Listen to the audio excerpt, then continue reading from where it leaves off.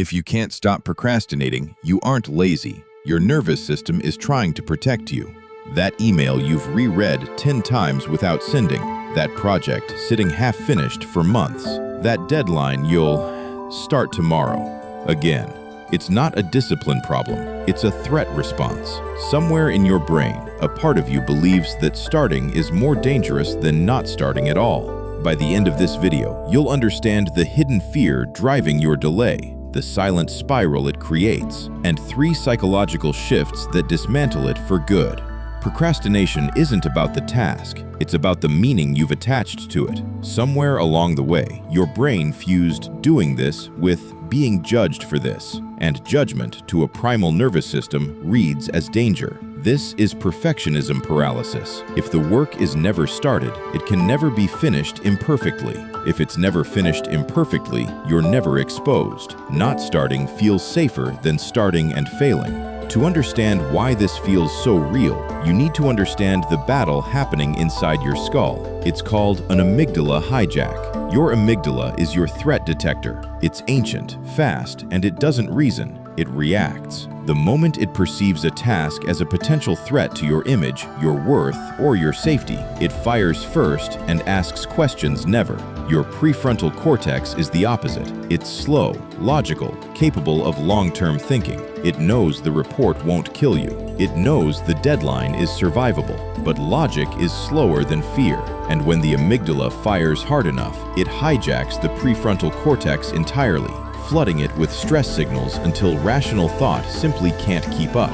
This is why you can know, logically, that avoiding the task is making things worse and still not move.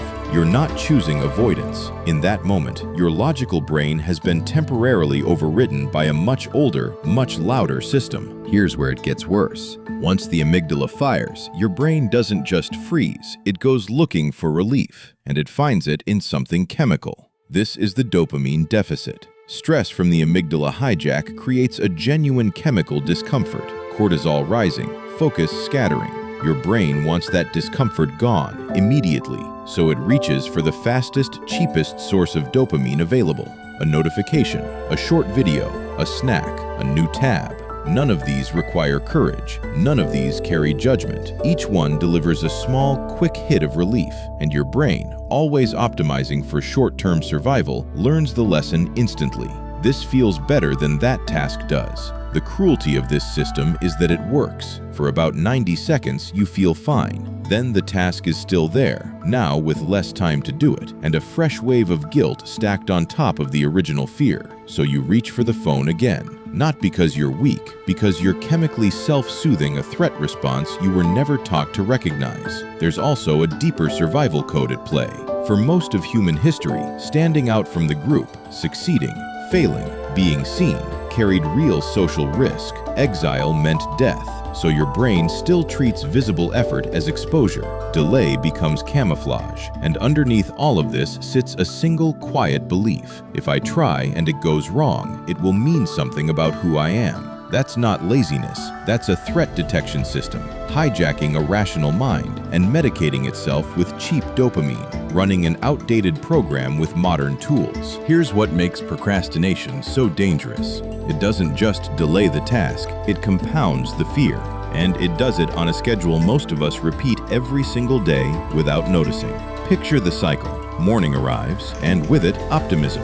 You wake up and the task feels manageable. Today's the day, you tell yourself. You even feel a flicker of motivation. Not enough to start immediately, but enough to promise yourself you will. Soon, after coffee, after you check one thing. This early confidence is real, but it's fragile because it isn't yet backed by action. By midday, the bargaining begins. You've done small, easy things, replied to a message, tidied a space, told yourself you're getting ready to focus. Each small task feels like proof of effort, but the actual work, the one that carries risk, keeps getting pushed. I'll do it after lunch. Then, I'll do it at 3 when I'm sharper. The task hasn't moved, only the excuse has. This is the amygdala hijack in slow motion, repeating itself in smaller doses all day. Each time the task resurfaces, a flicker of threat, a quick retreat into something safer.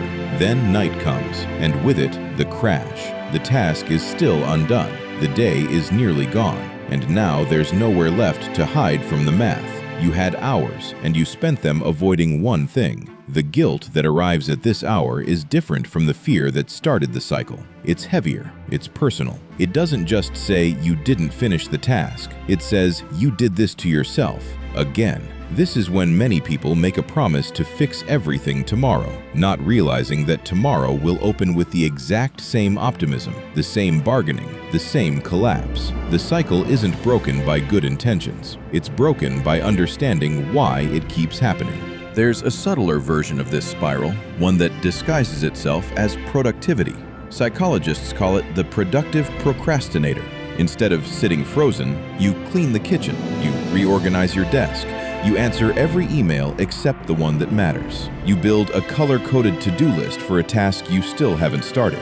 It feels like progress. It feels like discipline. But it's the exact same avoidance wearing a more acceptable costume.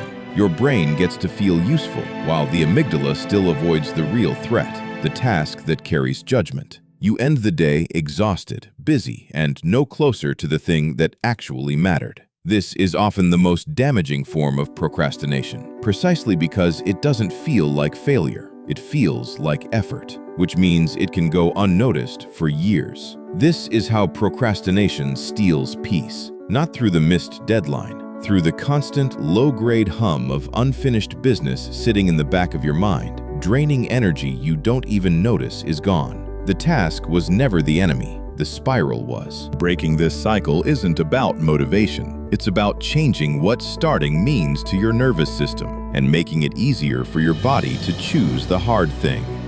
Shift 1. Redefine the goal as motion, not perfection. Don't aim to finish the report. Aim to open the document and write one bad sentence. This is where the 5-minute rule becomes useful. Tell yourself you only have to work on the task for 5 minutes. Then you're allowed to stop. 5 minutes is too small for the amygdala to register as a threat. But once you're in motion, momentum usually carries you far past the 5-minute mark. Your brain resists finished, polished outcomes because they carry judgment. It rarely resists 2 minutes of imperfect motion. Shift 2. Name the fear out loud. Ask yourself directly, what am I actually afraid will happen if I do this badly? Say it in one plain sentence. I'm afraid my boss will think I'm incompetent. I'm afraid this will prove I'm not good enough. Usually, the answer is vague and emotional, not logical. Naming it moves the fear out of the amygdala's fast, reactive circuit and into the prefrontal cortex, where it can finally be examined instead of just felt. Vague dread shrinks the moment you make it specific. Shift 3. Separate your identity from the outcome.